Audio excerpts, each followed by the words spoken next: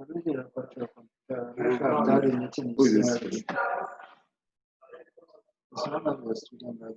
is Suleiman, please? Yeah.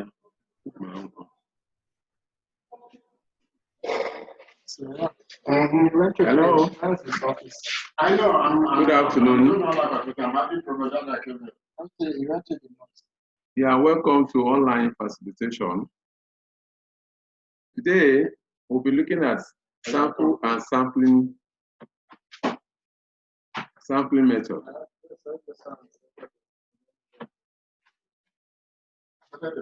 Let us start by looking at the concepts.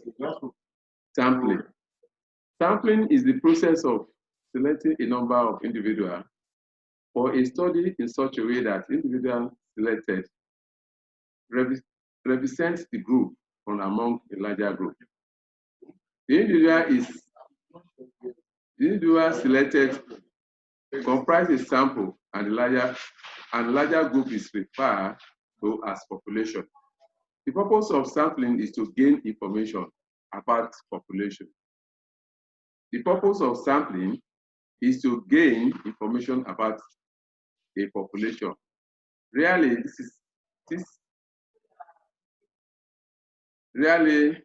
the study conducted that include total population of the interest as subjects. For example, let us look at this example. If after examination, the chief examiner decided to vet the script, what he will do first is to pick samples from the marked script. This sample will give you information about the whole script.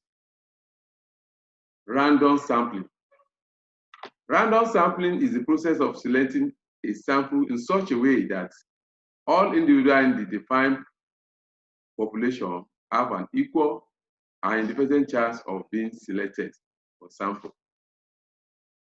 Then, a simple random sample is such that when it is selected, all members of the population have sample probability of being selected for sampling. Now, let us put all right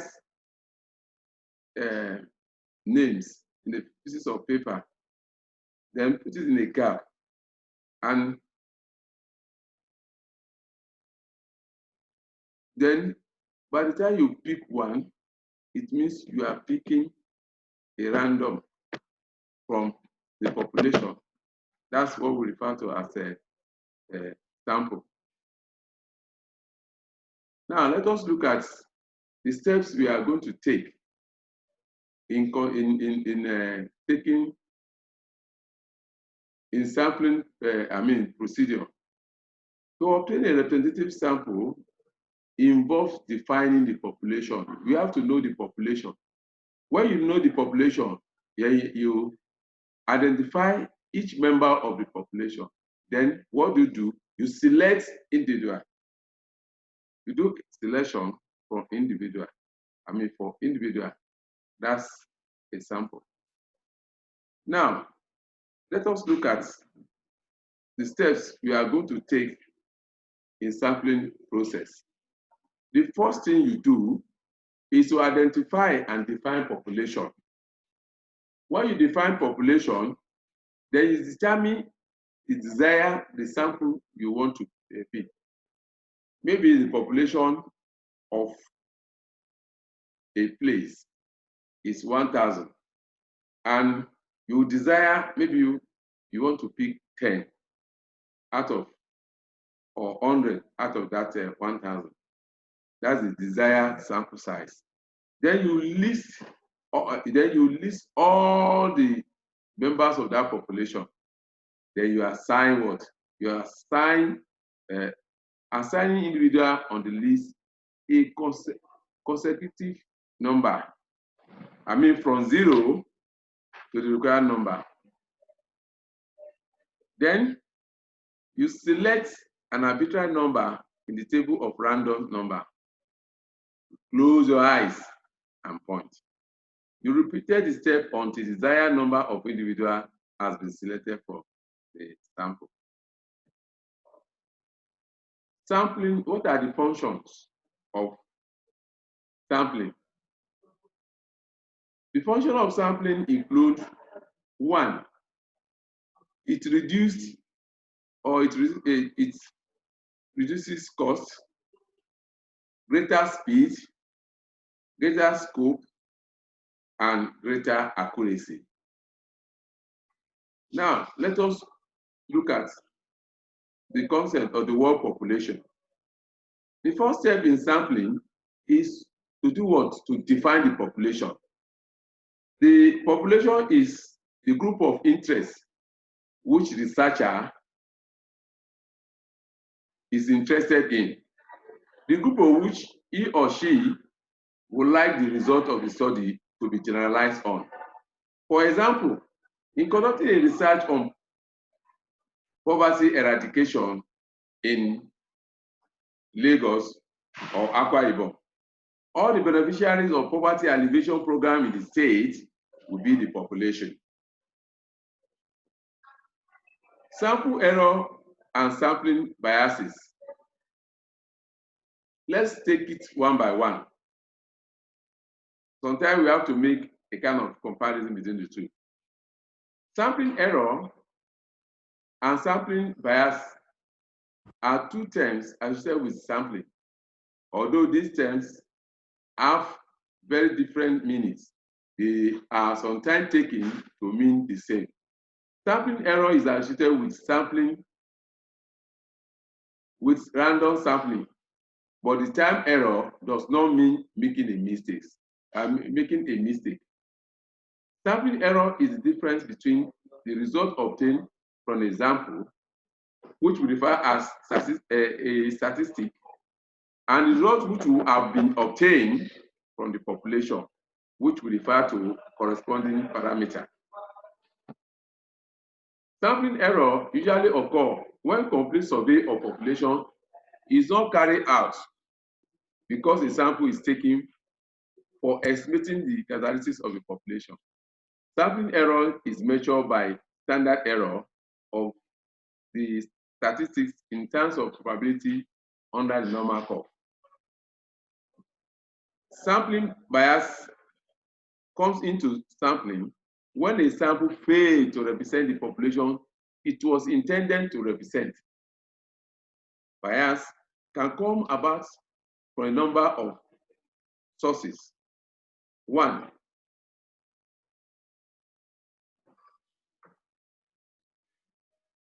it is a threat whenever non-random sampling is used, or when random sampling is used with bias source.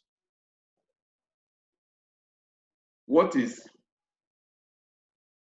sampling frame? Sampling frame is defined as a comprehensive list of elements or members of population under investigation. Types of sampling. Probability sampling. We have two types of sampling. The first one is probability sampling and non-probability sampling.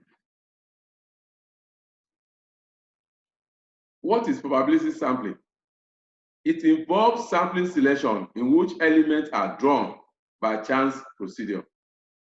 It is defined as a kind of sampling in which every element in the population has a zero chance of being selected. The possible inclusion of each population element in this kind of sampling takes place by chance and is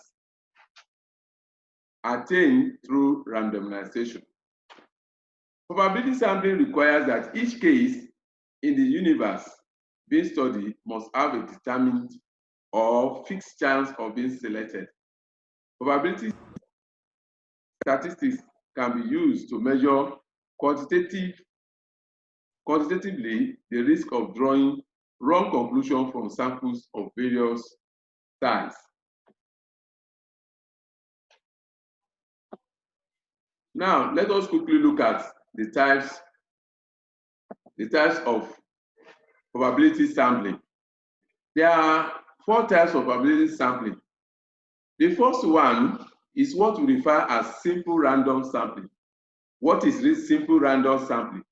Simple random sampling is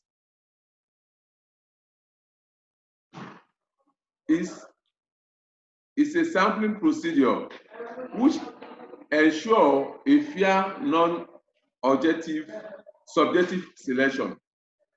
This method guarantees the inclusion of each element in the selection procedure. That is, all members of the population have an equal and independent chance of being included in the sample. The process involved can be illustrated by a reference to simple lottery exercise. Whenever it is to be conducted, all the computers are assigned numbers.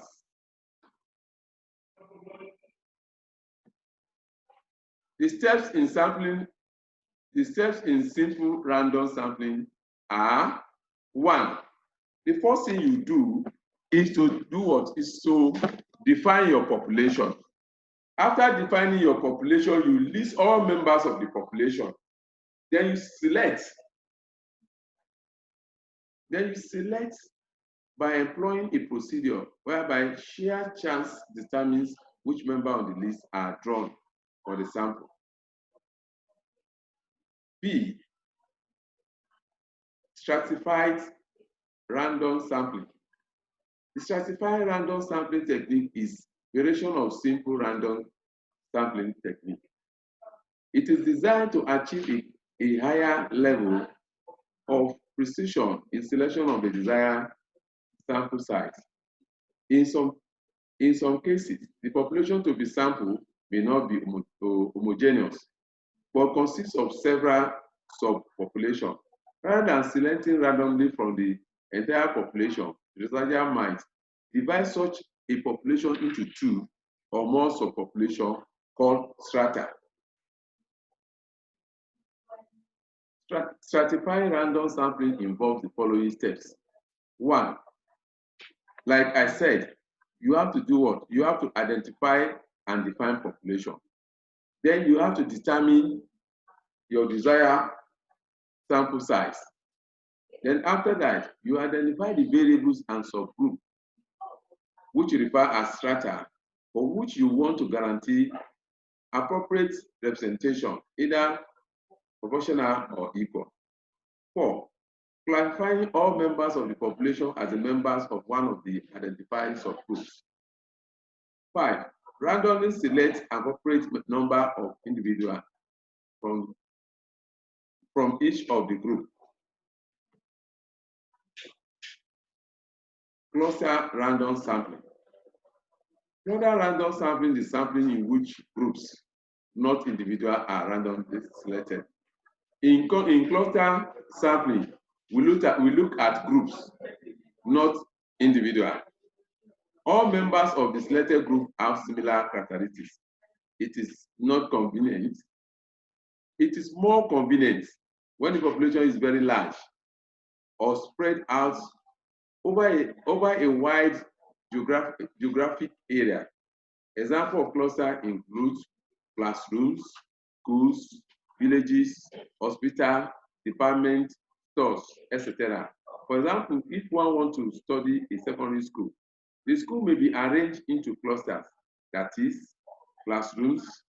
Once the classrooms have been arranged into clusters, then we proceed by selecting the required number of clusters to be included in the sample. This is accomplished by using the simple random technique for selecting the desired size from the list of clusters. Systematic sampling technique. The systematic sampling technique is a procedure whereby the researcher selects the required sampling size at a regular interval after the first element has been randomly selected. It involves randomly selecting the first member of the sample from the list, and from that point, on taking any kite name on the list of 1/k equals the sampling fraction. Type of sampling. Now, like I said, there are two types of sampling. The first one is what we treated by looking at the probability sampling. Now, the second type of sampling is the second type of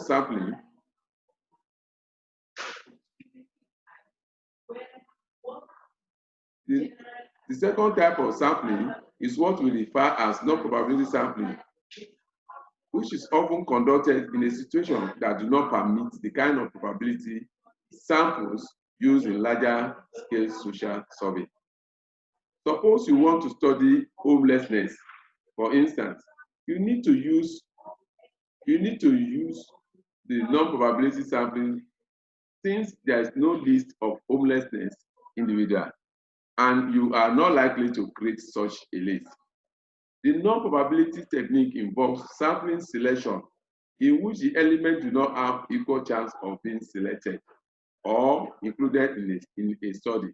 Non-probability sampling techniques, usually in those circumstances where no suitable sampling frame exists or where the search design do not actually require probability sampling. It consists of 4 basic techniques. The non-probability techniques has 4 different types of techniques. The first one is accidental sampling, quota sampling, purposive sampling, and what we refer as snowball sampling. Now, let us start by looking at quota sampling. Quota sampling is recommended on some occasions when very quick results are needed. It is a non-probability method which aims to make the same representative of population by setting a quota control. Interviewer will have to find sample members to fill specific quota control which are linked to topic being researched on. Quota sampling involves the following steps. 1. Identifying and defining population. The first thing you do in quota sampling is to define your population. After you define your population, you have to determine the desired sampling size. Then you prescribe the number, the quota of people, and create response from the quota. Accidental sampling. In accidental sampling technique, it may be difficult to find a list from which to select elements for study. Example. Now, let us look at one example now. As a sociologist or criminologist that wish to study the characteristics of taxi driver,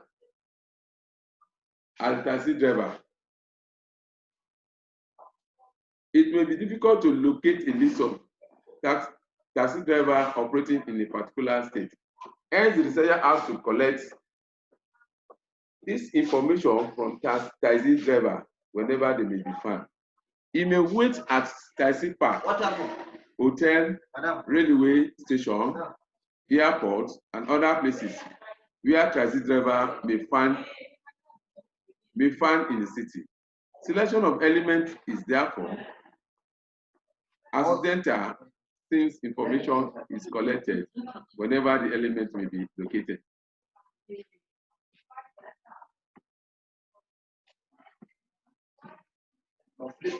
Purposive sampling. Sometimes it is appropriate to select a sample on the basis of knowledge of the population and the purpose of study. This type of sampling is called purposive or judgmental sampling. When we use this method, we purposely select individuals who we believe will give us the best information.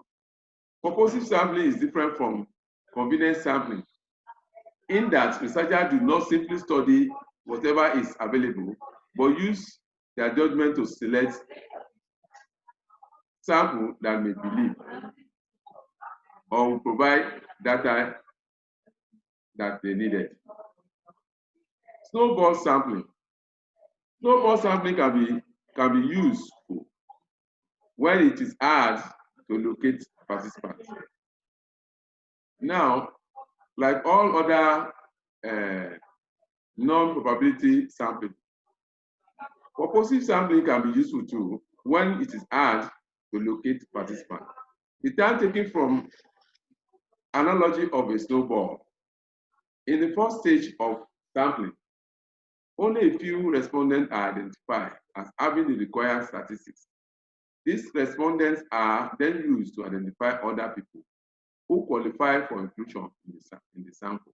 The next stage is interviewing the new persons. Thank you, Kamal, for listening to this lecture. Is there any question you want to ask? I prepared some questions before now. I didn't come with them. You said what? I said I have some questions that I've prepared before now. Oh yeah, let's listen to those questions. Yeah, I didn't come with the questions now. Okay. Wellness, you try to come with the questions, then you will be able to answer it, and other people too who have joined us will be able to answer it, because this is more or less a group discussion after the lecture has been delivered. Thank you. Of course. Thank you so much. All right. Thank you so much. I'll go with the question. Okay. Thank you, sir. Yes. Okay. Save it. Eh? Save it now. What? Save. I think you're supposed to save it. Let me ask.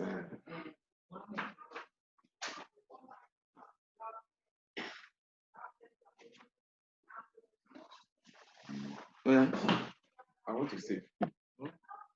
So, no, you save it right from the beginning. It's recorded. But where am I going to put it? My guy has been asking me. Have you finished? I finished. It's 1 hour. That's what I have. You share you start 4. That's what I have for now. I think it has to be 1 hour for it to complete. Cut this thing there. Am I going to kill myself? You say end. Okay? Next time. Click on end. Ask end all. Share you be pair with your student. Now I'm going to meet tomorrow. Okay. Now say end for all.